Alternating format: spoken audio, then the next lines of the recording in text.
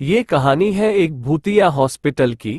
शहर में बसा एक हॉस्पिटल जो पागल लोगों का हॉस्पिटल था। एक दिन इस हॉस्पिटल में रमेश नाम का लड़का आता है। वो हॉस्पिटल में काम करने के लिए आया था। तभी पीछे से एक आदमी आता है। क्या भाई साहब, आप टीवी तैयार करते हो? नहीं भाई साहब, मैं कोई टीवी तैयार नहीं करता हूँ। मैं इस हॉस्पिटल में काम करने के लिए आया हूँ। तभी वह पागल आदमी रमेश को चाटा लगा देता है। तभी उधर से डॉक्टर और उसकी टीम आ जाती है। वो उस पागल आदमी को पकड़ कर ले जाता है। तभी रमेश कहता है, क्या डॉक्टर साहब, आप मुझे बता सकते हो यहाँ पर डॉक्टर पाटिल कौन है? मैं हूँ डॉक्टर पाटिल, तुम्हें रात को ड्यूटी करनी है। तभी डॉक्टर अपना काम करने के लिए चले जाते हैं और रमेश भी बैठ जाता है। जब रात हो जाती है तो रमेश डॉक्टर के पास जाता है ताकि वह पूछ सके कि रात को क्या काम करना है।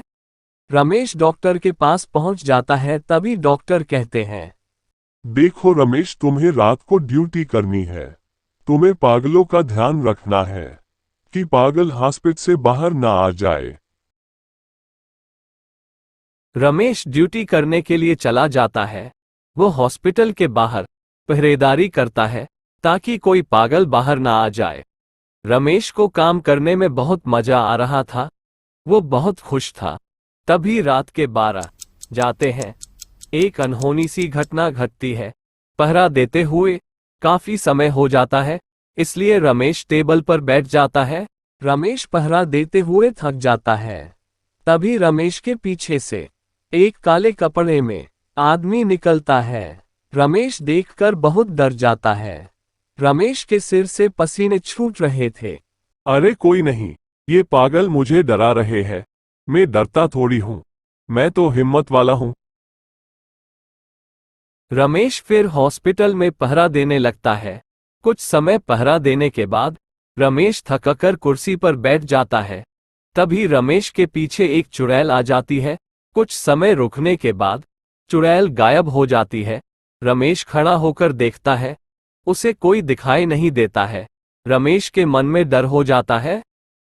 तभी रमेश के पीछे टोपी वाला आदमी आ जाता है और वह कहता है, मैंने रमेश बाबू को डरा दिया। रमेश जोर से भागने लगता है। वो डर जाता है कि पीछे कौन आ गया। तभी रमेश कहता है, अरे तू तो पागल है, तू कमरे के बाहर कैसे आया?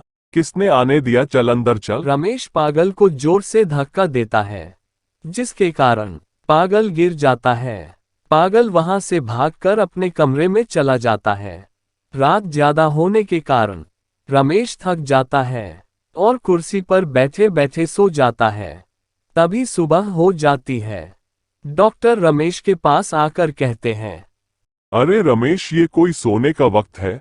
तुम्हें यहाँ पर सोने के लिए रखा है या काम करने के लिए? मैं सारी रात भर घूमता रहा, मुझे रात में जागने की आदत नहीं है, इसलिए सुबह थोड़ी आंख लग गई थी। चलो कोई बात नहीं रमेश, आगे से तुम्हें ध्यान रखना है। तुम्हें रात को ही ड्यूटी करनी है। उन पागलों को ध्यान रखना है, कहीं बाहर ना जाए। रमेश अपने घर चला जाता है और डॉक्टर जी भी अपने काम में लग जाते हैं। रमेश बाइक से घर जाता है। रमेश का रास्ता सुनसुना था। रमेश अपने घर पहुंच जाता है।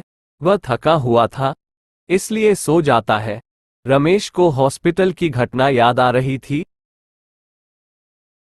फिर सुबह हो जाती है। रमेश जल्दी उठ जाता है।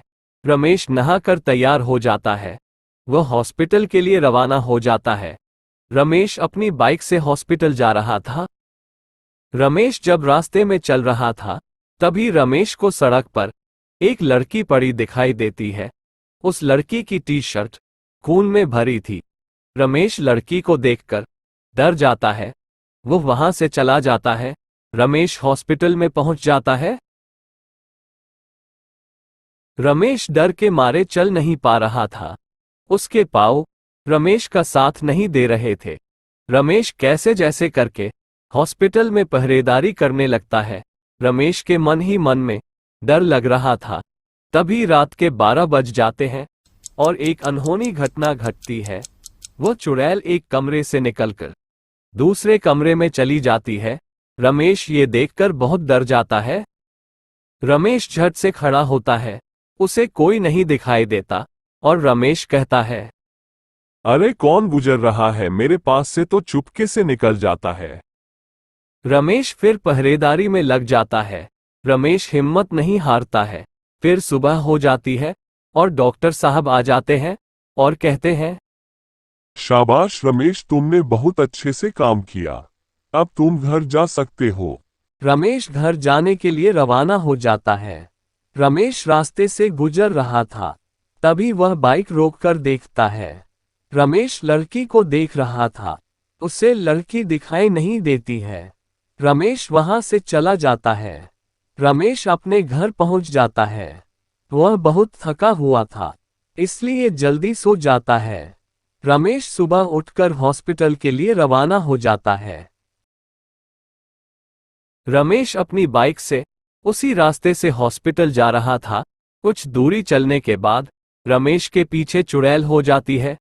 रमेश बाइक तेज चल रहा था, तभी वह चुड़ैल रमेश के आगे चली जाती है। अरे रमेश, मैं तुम्हें नहीं छोड़ूंगी, मैं तुम्हें मार कर ही रहूंगी।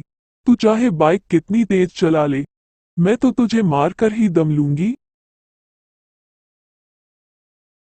रमेश अपनी बाइक को तेज स्पीड में चलाता है। वो चुड़ैल भी रमेश के पीछे उड़ने लगती है। कुछ समय बाद रमेश हॉस्पिटल में पहुंच जाता है। रमेश के पांव रमेश का साथ नहीं दे रहे थे। रमेश पहरेदारी करने लग जाता है। कुछ समय पहरेदारी करने के बाद रात के 12 बज जाते हैं। रमेश को पता चल गया कि कोई ना कोई घटना घटेगी।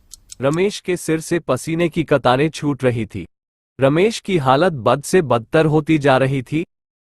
रमेश के सिर से पसीना रुकने का नाम नहीं ले रहा था। हॉस्पिटल के नीचे से वह चुड़ैल बाहर देखती है, फिर वह गायब हो जाती है। रमेश झटके से देखता है, उसे कोई दिखाई नहीं देता है।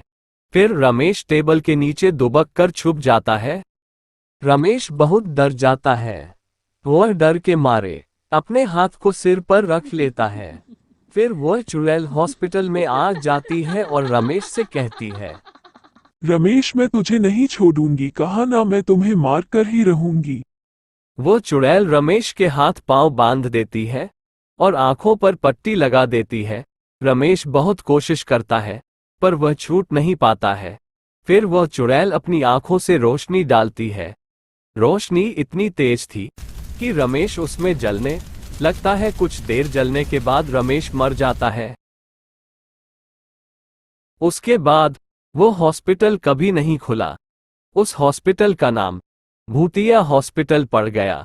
वो चुड़ैल आज भी उस हॉस्पिटल में रहती है।